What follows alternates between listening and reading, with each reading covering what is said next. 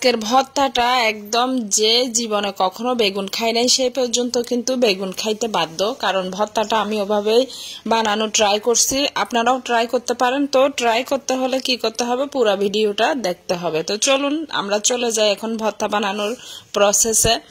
এখন হচ্ছে আমি বেগুনটা কেটে একদম চাকা চাকা করে আর কি ফ্রাই প্যানে দিয়ে দিছি। এভাবেই দিয়ে দিবেন। আমরা সবাই কিন্তু সচরাচর জানি কি মা চাচিরা সবাই চুলায় একদম যেটা ফুরে বানানো হয় ওইটা এক ধরনের মজা, ওইটা যে খারাপ তা না, কিন্তু এভাবে বানালে যারা খায় না তারাও কিন্তু খাবে, সুন্দর একটা ফ্লেভার চলে আসবে। তো এভাবে আমি টমেটো, মরিচ, রসুন, পেঁয়াজ, একদম বেগুন সবকিছু আর কি একটু একটু করে ছেঁকা দিয়ে বললে চলে, একটু তেল দিলে আরো ভালো হয়। আমি একটু করে হালকা সরিষার তেল দিয়েছি এবং সুন্দর করেই কিন্তু দেখেন আমি এগুলাকে ভেজে নিয়েছি বললেই চলে। তো এখন হচ্ছে ভর্তাটা মাখার প্রসেস। তো এখন সবকিছু দিয়ে একসাথে মেখে ফেলবো।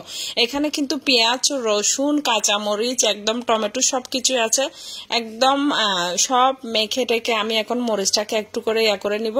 তো পেঁয়াজটা কিন্তু যারা কাঁচা খেতে চান না তারা কিন্তু এভাবে খেলে একটু দিয়ে তেলের উপর দিয়ে খেলে ভালো, আর যারা কাঁচা খেতে পছন্দ করেন তারা কাঁচাই দিতে পারেন।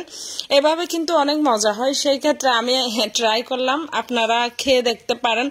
আমি অলওয়েজ টাইম কিন্তু এভাবেই খাই। আগে কিন্তু যেটা পুরে আর কি বানানো হয় সেটা খাইতাম এবং সেটাও ভালো লাগতো। এখন কিন্তু এভাবেই খাই। আর আমার সাথে সাথে কিন্তু রায়হানও খাওয়ার ট্রাই করে, কারণ বাচ্চাদেরকে তো আর এই সবজিগুলো আমরা চাইলেও খাওয়াইতে পারি না। তবে একটু অন্যভাবে যদি বানানো হয় তাহলে বাচ্চারাও খাওয়ার জন্য একটু আগ্রহী হয়। আমার মতো ভর্তা পাগল যারা আছে তারা তো দেখে মাত্রই পাগল হয়ে যাবে। আর একটু করে সরিষার তেল আমি দিয়েই দিলাম। আমি কিন্তু সরিষার তেলটা সব সময় মাখা খেতে পছন্দ করি। আলু ভর্তা বানাই আর বেগুন ভর্তা বানাই, যে কোনো ভর্তা বানাই না কেন সরিষার তেলটা আমি কাঁচাই দিই এবং কাঁচা খেতে ভালো লাগে। কারণ অনেকে আছে পছন্দ করে না, আবার তেলের উপর ভেজে নেয়, সেটা আলাদা মজা। তবে এভাবে আমার কাছে অনেক মজা লাগে। তো ভর্তাটা দেখেন আমি অনেক টেস্টি, কিন্তু খেয়ে দেখবেন একবার ঘরে বানিয়ে।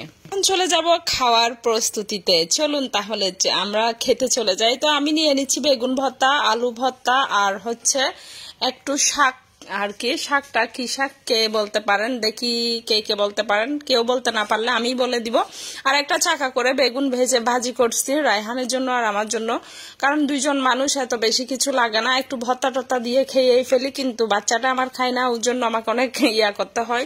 যাই হোক, ওকে একটু একটু খাওয়ানোর ট্রাই করি। যে সবজিগুলা বাচ্চাদের খাওয়া খুবই জরুরি। শুধু আসলে মাংস খাইলে হবে না, আমরা সবাই শুধু মাছ মাংসই খাওয়াই, সাথে সাথে একটু সবজি খাওয়ানো ট্রাই করতে হবে। আমার কাছে এত মজা লাগছে ভর্তাগুলো, আসলে ভয়েস ওভার করতে এসে মনে হচ্ছে আবারও একটু করে খেয়ে ফেলি, যদিও কালকেও খেয়েছি, এখন আবার খেতে মন চাচ্ছে। তো এদিকে রায়হান খাচ্ছে। রায়হান একদম কি একটা দিয়ে দিছে, দেখছেন রিভিউ, গোটা একটা রিভিউ পাইলাম ছেলের কাছ থেকে।